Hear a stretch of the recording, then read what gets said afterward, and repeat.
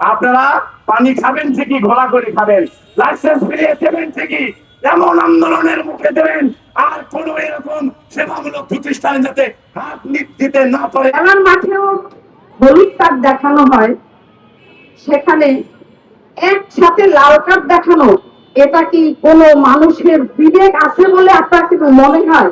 6টা মানুষের অজুহাত দেখায়া পুরো একটা 6,000 মানুষের ফ্যামিলির আপনি লাগতে মারতে পারেন না। একজন মা, এই 8 দিন আমি অনেক অসুস্থ রোগী ছিলাম। আমার মা 2002 সাল থেকে এখানে আমাকে ট্রিটমেন্ট করছে। এখন আমিও 2 জনের মা, এখানে আমারও 2টা সন্তান হয়েছে। আমার 2টা ছেলে মেয়ে হওয়ার পিছনে কাহিনী যদি আমি বলতে যাই, বাংলাদেশ সিনেমাকে হার মানাবে, কিন্তু আমার 8 দিন সেই সিনেমাকে হার মানতে দেয়নি। এখানে আমার মা হওয়ার সাকসেস। আমি এখন 2টা সন্তানের মার মুখ থেকে আমি মা ডাকি। আলহামদুলিল্লাহ, আমি একজন সাধারণ নাগরিক, আমি কোনো স্বার্থে আসি নাই। ওই যে বললাম আমি একজন মা, আমি এই 8 দিন আমাকে সে মা হওয়ার সাক্ষ্য দিয়েছে। সবাই স্বাস্থ্যমন্ত্রীর কাছে অনুরোধ জানাবে, কিন্তু আমি মাননীয় প্রধানমন্ত্রীর কাছে অনুরোধ প্রকাশ করতে চাই, হাজার হাজার 8 দিনের মানুষের মুখের দিকে তাকান। শুধু কোনো ন্যায় অন্যায় বিনা কারণে 8 দিন বন্ধ করতে পারেন না। আপনি প্রতিটা মানুষের কাছে জিজ্ঞাসা করেন, যেমন সরকার ভোটে হয় ঠিক আপনি 8 দিনেরও ভোট নেন, যে কে হ্যাঁ বলবে আর কে না বলবে। সেই ভোটে যদি 8 দিন জিতে, সেই জিতাই আমাদের বড় জিত।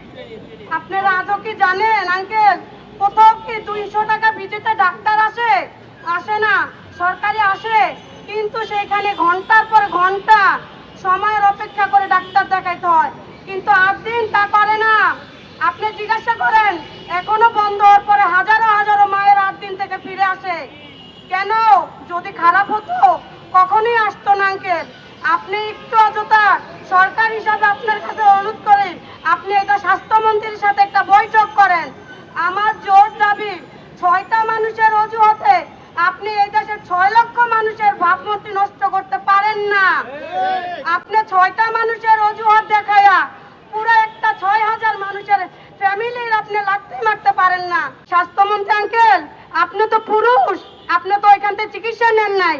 আপনি জিজ্ঞাসা করেন না আপনার আশেপাশে কেউ, আপনার আত্মীয় স্বজন, রিলেটিভ, আপনার কলিগ যে যেখানে আছে, অন্তত একটা মা 8 দিন থেকে সেবা নিয়েছে কিনা। আপনার কাছে প্রশ্ন, আপনি তো পুরুষ, আপনি তো মা হবেন না। আল্লাহ তো আপনাকে যদি সেই ক্ষমতা দিত, তাহলে আপনি বুঝতেন 8 দিনের ক্ষমতা কতটুক। 8 দিন মাদের কত। প্রথম কন্যা সন্তানে 8 দিন হসপিটালে সেখানে পৃথিবীতে এসেছে, আমি সেখানে সেবা পেয়েছি। এই ধরনের অক্সিজেন ফ্রি দেওয়া হয়, 200 টাকা সেখানে ভিজিট নেওয়া হয়, সেখানে রাত দিন 24 ঘন্টা স্বাস্থ্য সেবার জন্য এক শ্রেণীর আমার ডাক্তার ভাই এবং বোনেরা সেখানে সেবা দিয়ে যাচ্ছে। এটি আপনাদের পছন্দ হয় না, সুতরাং পছন্দ হবে। আপনারা পানি খাবেন ঠিকই, ঘোলা করে খাবেন, লাইসেন্স ফিরিয়ে দেবেন ঠিকই, এমন আন্দোলনের মুখে দেবেন আর কোন এরকম সেবামূলক প্রতিষ্ঠানে যাতে হাত দিতে না পারেন। 100 বার চিন্তা করবে হাত দিতে হলে, সেরকম আন্দোলন করে করবে ইনশাআল্লাহ। মাননীয় স্বাস্থ্যমন্ত্রী এক বাক্যে, যেখানে খেলার মাঠেও হলুদ কার্ড দেখানো হয়, সেখানে একসাথে লাল কার্ড দেখানো, এটা কি কোনো মানুষের বিবেক আছে বলে আপনার কি মনে হয়? তার কি বিবেক আছে বলে কি আপনাদের মনে হয়? সে কি স্বাস্থ্যমন্ত্রী হওয়ার যোগ্যতা রাখে বলে কি আপনাদের মনে হয়? আমার তা মনে হয় না। সে যে ক্ষমতায় আসছে স্বাস্থ্য ব্যবস্থা নিয়ে, সে সেই স্বাস্থ্য মানুষের যে 4টা মৌলিক অধিকার, 4টাই সে হরণ করে নিয়েছে এক বাক্যে। এবং সে অধ্যত্ত নিয়ে বলছে যে বাতিল করেছি তো করেছি, ওটা আর ফিরানো হবে না। এটা কি কোনো মানবতার মন্ত্রী? এটা কি কোনো মানুষের মন্ত্রী? এটা কি কোনো, এটা আপনারা কি মনে হয়? আমার মনে হয় এখানে কোনো একটা ষড়যন্ত্রের গন্ধ পাচ্ছি।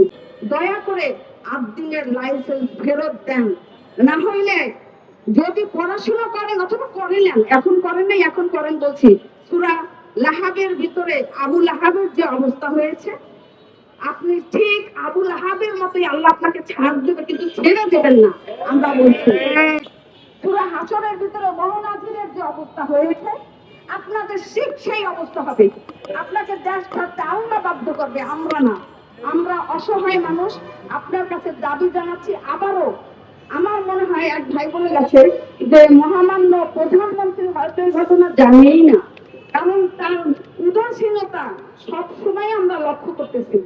তো হয়তো বা সেই উদাসীনতার ভিতর থেকেই তারেক জিয়া এটা বুঝতে পারতেছে না যে জাতির কত বড় ক্ষতি হয়ে গেল 8 দিন হাসপাতাল বন্ধের কারণে।